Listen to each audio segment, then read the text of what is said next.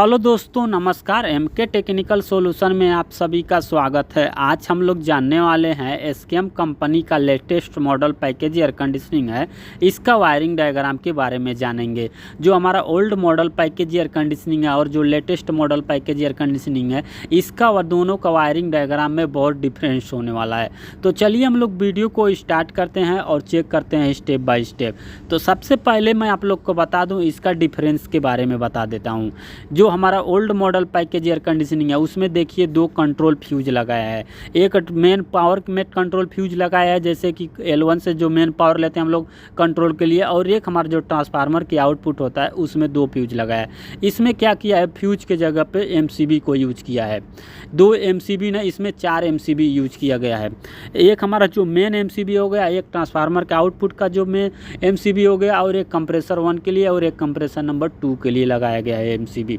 और एक बात और मैं आप लोग को बता दूं, इसमें जो हमारा जैसे कंप्रेसर कॉन्टेक्टर हो गया, चाहे ब्लोअर मोटर कॉन्टेक्टर हो गया, चाहे टाइम डिले स्विच हो गया, चाहे हमारा इसमें सोलेनॉइड वॉल हो गया, ये सबका कॉइल वोल्ट 220 वोल्ट है।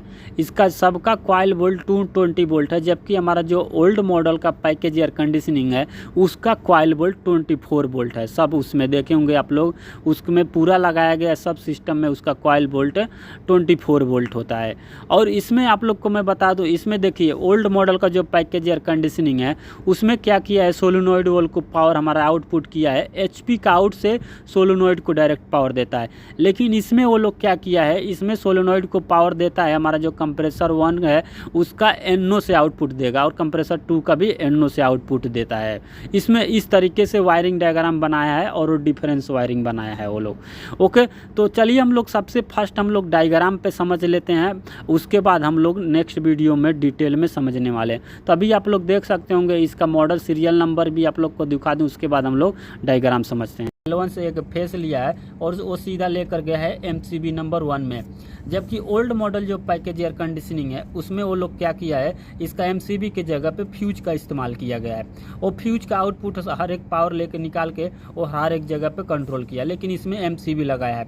तब हमारा अगर MCB ऑन है तो यहाँ से पावर आउटपुट मिलेगा, और वही पावर फेस पावर सीधा देख सकते हैं ट्रांसफार्मर के लिए गया, हमारा ब्लोअर मोटर कॉन्टेक्टर के लिए जाएगा, यहाँ पे कंप्रेसर नंबर 1 का कॉन्टेक्टर के लिए जाएगा, उसके बाद कंप्रेसर नंबर 2 का कॉन्टेक्टर के लिए जाएगा, और यहाँ पे देख सकते होंगे कंडेंसर मोटर कॉन्टेक्टर और कंडेंसर मोटर कॉन्टेक्टर 2 के लिए। मतलब न्यूट्रल हर एक जगह पे डायरेक्ट दे दिया गया है। अब हम लोग फेस को केवल समझते हैं। तब ये फेस पावर आएगा सीधा हमारा ट्रांसफार्मर में गया। अब ये ट्रांसफार्मर में जैसे 220 वोल्ट मिलेगा, ये 220 वोल्ट को 24 वोल्ट में कन्वर्ट करेगा। ये स्टेप डाउन ट्रांसफार्मर है। तो इसका जो निगेटिव पावर है वो डायरेक्ट हमारा थर्मोस्टेट के लिए चला गया है। निगेटिव पावर जो ट्रांसफार्मर का निकला वो डायरेक्ट थर्मोस्टेट के लिए चला गया। अब इसका जो फेस पावर है वो निकलेगा, वो सीधा हमारा कहाँ पे जा रहा है, MCB नंबर 2 में जाएगा। अब यहाँ पे MCB नंबर 2 ऑन है, तो जैसे कि ओल्ड मॉडल जो पैकेज था उसमें क्या किया था, इसका आउटपुट निकाल के लेकर गया कंट्रोल फ्यूज 2 में देता था।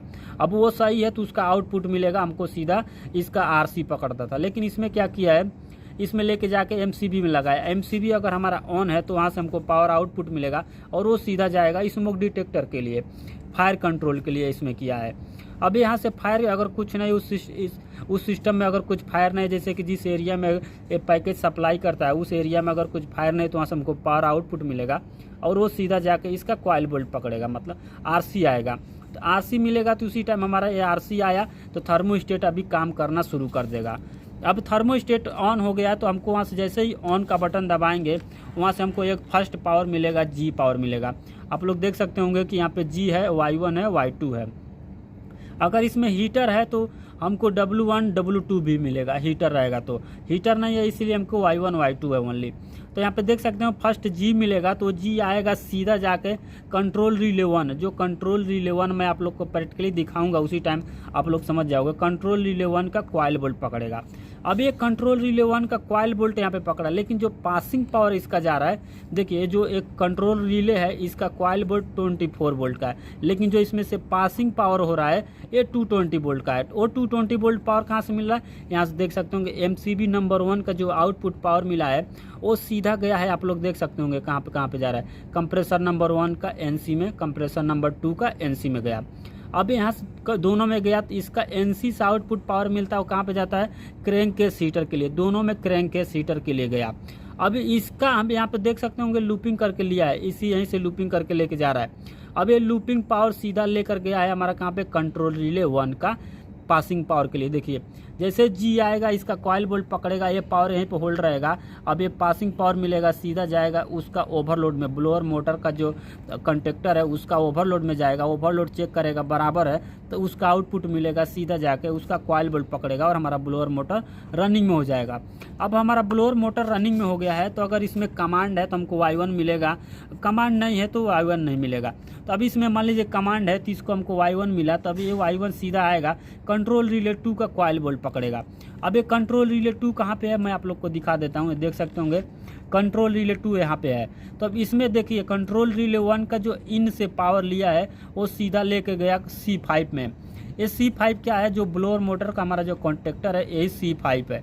अब यहाँ से पासिंग पावर मिलेगा, इसका NO में लेके जाता है, जो हमारा ब्लोअर मोटर का कॉन्टेक्टर है उसका NO में लेके जाएगा, चेक करने के लिए लेके जाता है कि हमारा ब्लोअर चल रहा है कि नहीं चल रहा है। क्योंकि जब हमारा कंप्रेसर कभी चलना चाहिए, जब ब्लोअर चलता रहेगा तभी चलना चाहिए।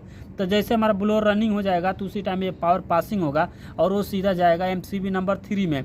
अभी MCB नंबर 3 ऑन है तो वहाँ से पावर आउटपुट मिलेगा, वो सीधा जाएगा CS1 कंट्रोल स्विच 1 में जाएगा। अब वहाँ से कंट्रोल स्विच अगर हम लोग ऑन रखेंगे तो वहाँ से हमको पावर पासिंग मिलेगा, वो सीधा जाएगा कंट्रोल रिले 2 का पासिंग पावर। मतलब अगर आपको सिस्टम में कमांड है नहीं है तो पावर, ये पावर जो यहाँ से आया है हमेशा यहाँ पे होल्ड रहेगा, ये पावर हमेशा यहाँ पे होल्ड रहेगा। जैसे ही कमांड आएगा ये पावर तुरंत पासिंग होगा, वो सीधा जाएगा फर्स्ट उसका ओवरलोड चेक करेगा, कंप्रेसर नंबर 1 जो है उसका ओवरलोड चेक करेगा, ओवरलोड बराबर है तो वहाँ से हमको पावर पासिंग मिलेगा, वो सीधा जाएगा HP में जाएगा, HP का आउटपुट मिलेगा LP में जाएगा, LP का आउटपुट मिलेगा सीधा टाइम डिले के लिए गया। अब इसमें मैं आप लोग को डिफरेंस बता दूं, देखिए जो ओल्ड मॉडल का जो पैकेज एयर कंडीशनिंग था उसमें क्या किया है लोग, यहाँ से ओवरलोड नहीं लिया है। तो एक बात मैं आप लोग को बता दूं कि जो हमारा ओल्ड मॉडल का पैकेज एयर कंडीशनिंग है उसमें ओवरलोड है ये नहीं है, उसका जो हमारा कंप्रेसर का कॉन्टेक्टर है उसके लिए ओवरलोड का नहीं इस्तेमाल किया गया है। जो ब्लोअर मोटर का कॉन्टेक्टर है चाहे कंडेंसर मोटर कॉन्टेक्टर है उसमें ओवरलोड का इस्तेमाल किया गया है। तो उसमें वो लोग क्या किया है, उसमें डायरेक्ट आप लोग देख सकते होंगे जो HP का आउटपुट से क्या करता है पावर, वो लोग सोलोनॉइड वाल्व को देता है, डायरेक्ट HP का आउटपुट से पावर मिलेगा और सोलोनॉइड वाल्व को देगा। और इसमें क्या किया है, HP का डायरेक्ट पावर आउटपुट करके LP में दिया, LP का आउटपुट टाइम डिले को दे दिया है। लेकिन उसमें क्या किया है, HP का आउटपुट से ही सोलोनॉइड वाल्व को दिया है, फर्स्ट सोलोनॉइड वाल्व उसमें ऑन होता है, उसके बाद हमारा कंप्रेसर स्टार्ट होता है। तो जो ओल्ड मॉडल का जो पैकेज एयर कंडीशनिंग है उसमें एक्चुअली क्या है, उसमें पम्प डाउन का सिस्टम बनाया है, लेकिन इसमें पम्प डाउन का सिस्टम नहीं है। उसमें हमारा जब सिस्टम AC मतलब कट ऑफ होगी तो सबसे फर्स्ट सोलोनॉइड वाल्व बंद होगा, उसके बाद हमारा AC जो है कंप्रेसर है जो LP में ट्रिप मार के बंद हो जाएगा। लेकिन इसमें ऐसा नहीं है, इसमें क्या किया है लोग, डायरेक्ट इसका पावर LP का आउटपुट सीधा टाइम डिले को दिया और टाइम डिले का टाइमिंग पूरा करेगा, उसके बाद पावर आउटपुट मिलेगा, इसके सीधा जाकर हमारा कंप्रेसर कॉन्टेक्टर का कॉइल बोल्ट पकड़ेगा और हमारा कंप्रेसर 1 रनिंग में हो जाएगा।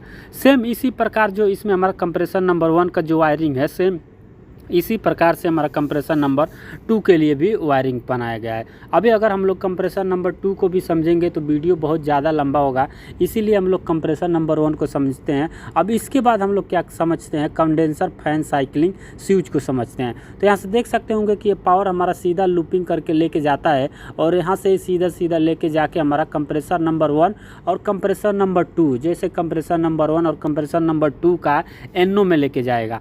अब ये दोनों का कॉन्टेक्ट जैसे चाहे कंप्रेसर नंबर 1 चले चाहे कंप्रेसर नंबर 2 चले, ये दोनों चलेगा, कोई भी चलेगा तो उसमें से जो पावर पासिंग मिलेगा यहाँ से हमारा सबसे फर्स्ट स्टार्ट होगा कंडेंसर फैन मोटर 1 स्टार्ट होगा सबसे पहले।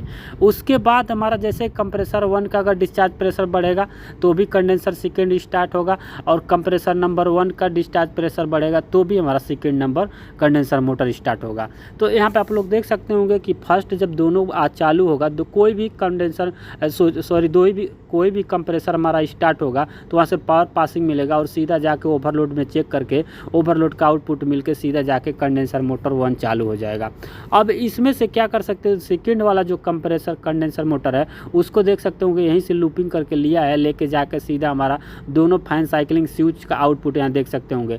चाहे कंप्रेसर 1 का डिस्चार्ज प्रेशर बढ़े चाहे सेकेंड का डिस्चार्ज प्रेशर बढ़ेगा, दोनों का डिस्चार्ज प्रेशर बढ़ेगा, वहाँ से उसी टाइम हमारा फैन साइकिलिंग स्विच से पावर पासिंग होगा और वो सीधा जाके उसका ओवरलोड चेक करेगा।